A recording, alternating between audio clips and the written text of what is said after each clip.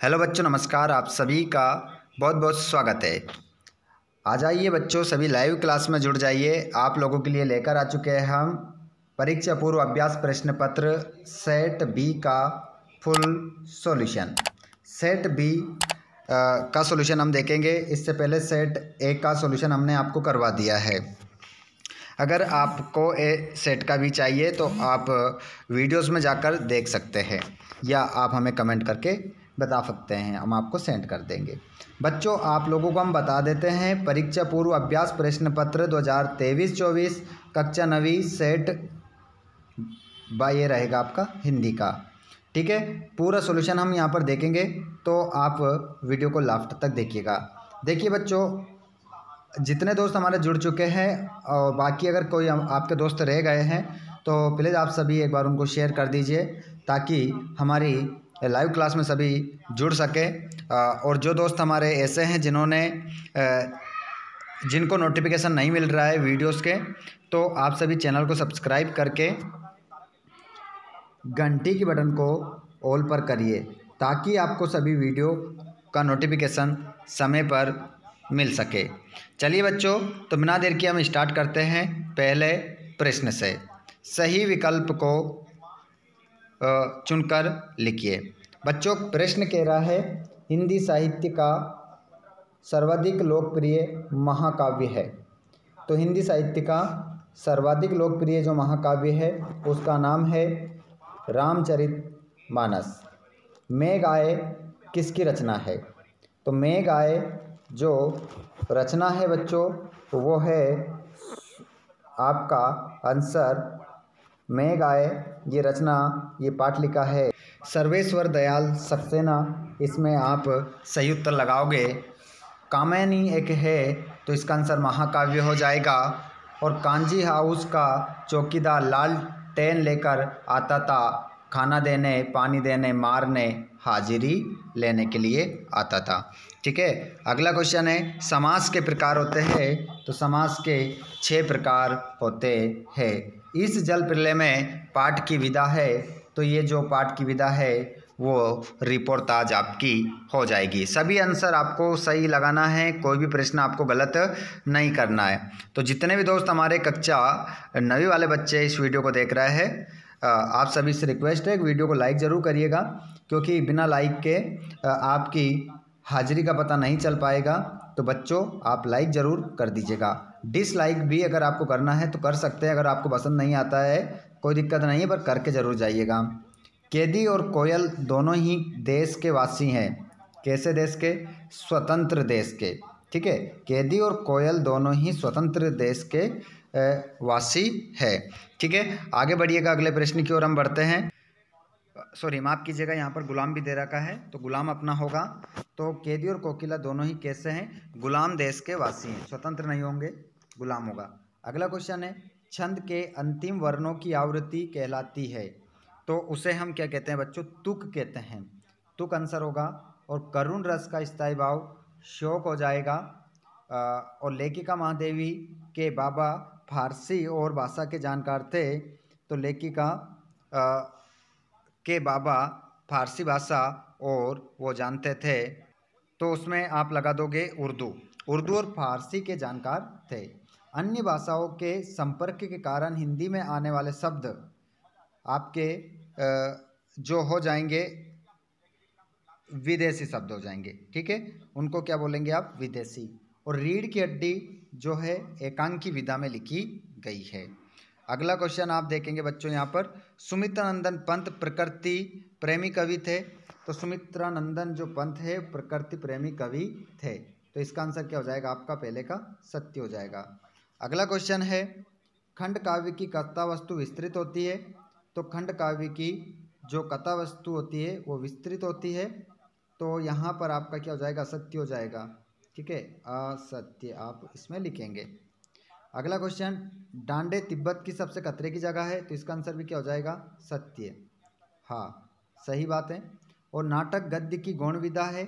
तो ये आपका क्या हो जाएगा? चौथा वाला भी असत्य हो जाएगा, क्योंकि प्रमुख विधा है, गौण नहीं है।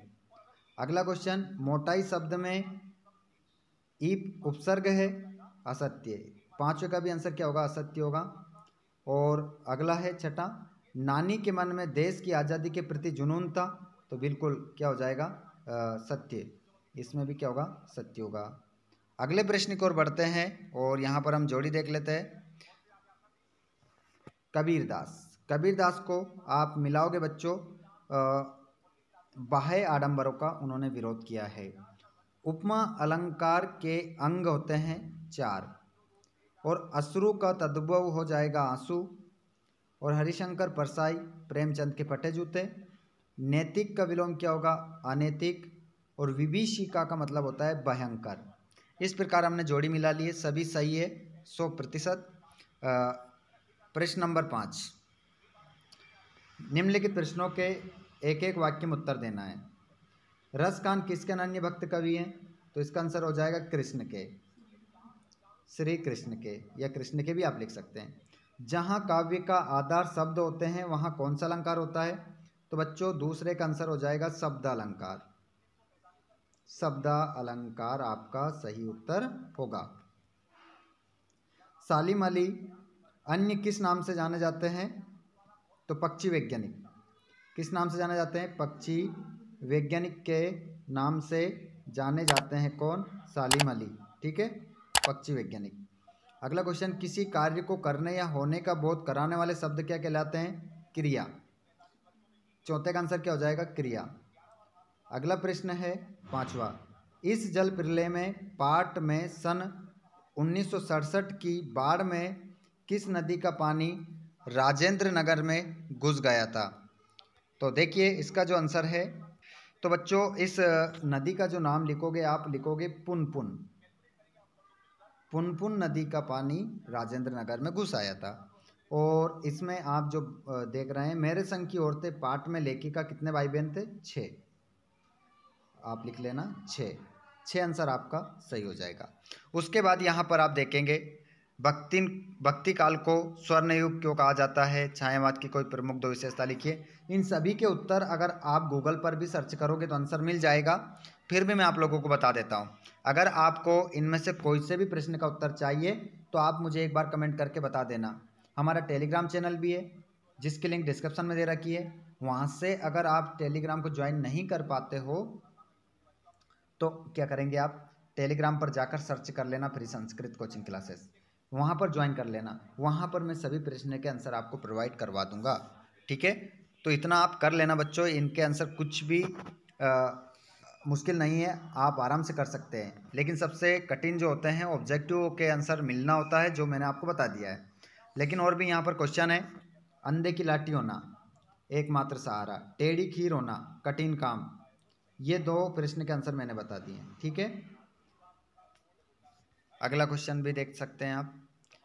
ये संदर्भ प्रसंग सहित भावार्थ लिखना है, तो इनका संदर्भ प्रसंग सहित भावार्थ कैसे लिखोगे, जैसे प्रस्तुत पंक्तियाँ हमारी पाठ्य पुस्तक क्षितिज के काव्य खंड के पाठ